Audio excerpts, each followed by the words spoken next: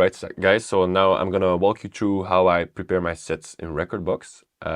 So how I usually start is I will make a big playlist, and I will usually call that, now we're making the Tomorrowland MainStage batch.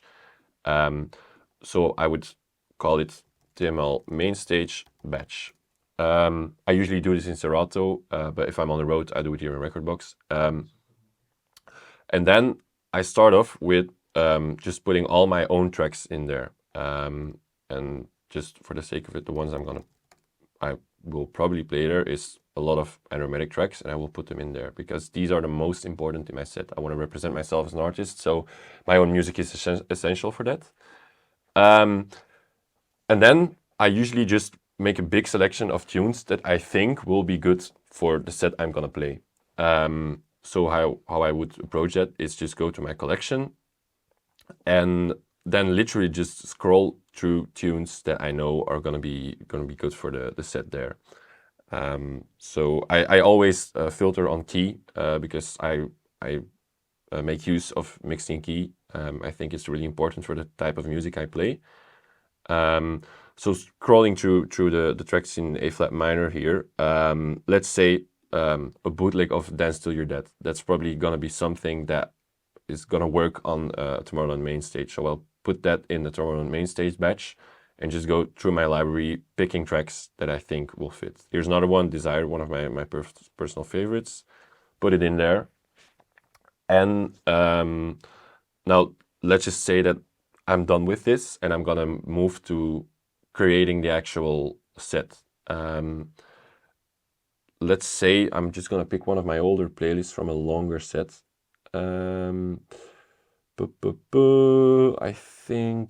I think this was like a 1.5 hour set. So I will then sort on key, and then create a new playlist, which is the Tomorrowland MainStage playlist. That's the actual final set.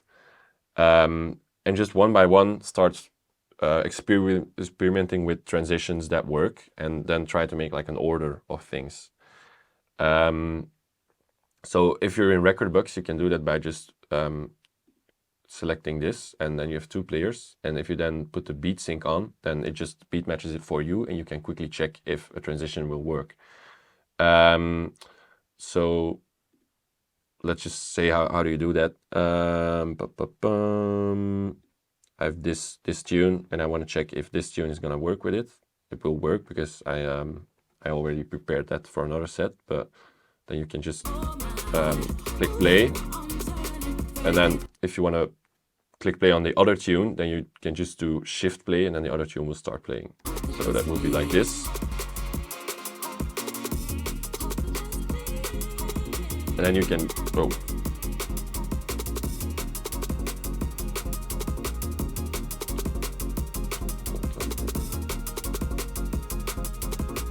I know it sounds good, like the keys aren't clashing or anything.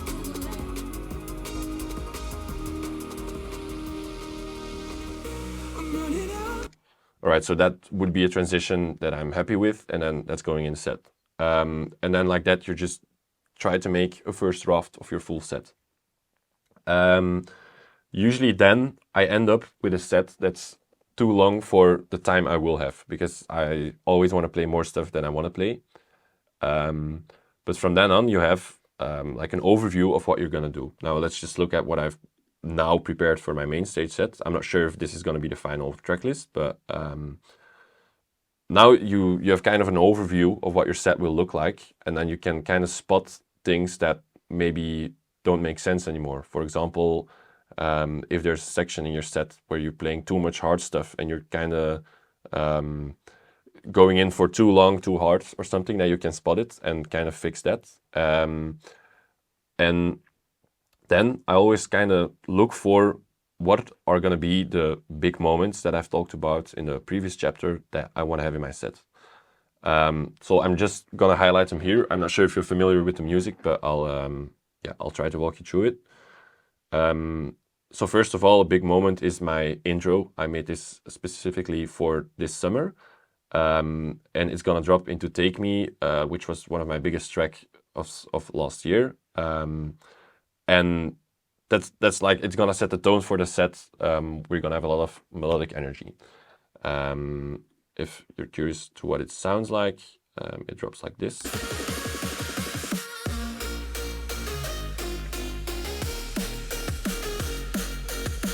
All right. Also, big shout out to my brother Used, who worked with this one, with me on this one. So now I'm just gonna highlight what in my eyes are the biggest moments in the set. So that's the one. Then the next big moment is this one.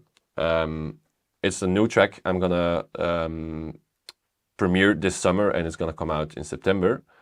And why is this the first big track of the set? All these drops are like usual drum and bass drops, and this is the first drop that's gonna switch up the drum rhythm. It drops like this. Look sharp. Welcome to the dark. It's like some dark techno-inspired tune. It's gonna be something that the crowd will not expect at that moment. So I feel like that's the biggest, like the first big moment in the set. So around that, I want to kind of start building the energy from here to then peak here, and then just kind of back things down again.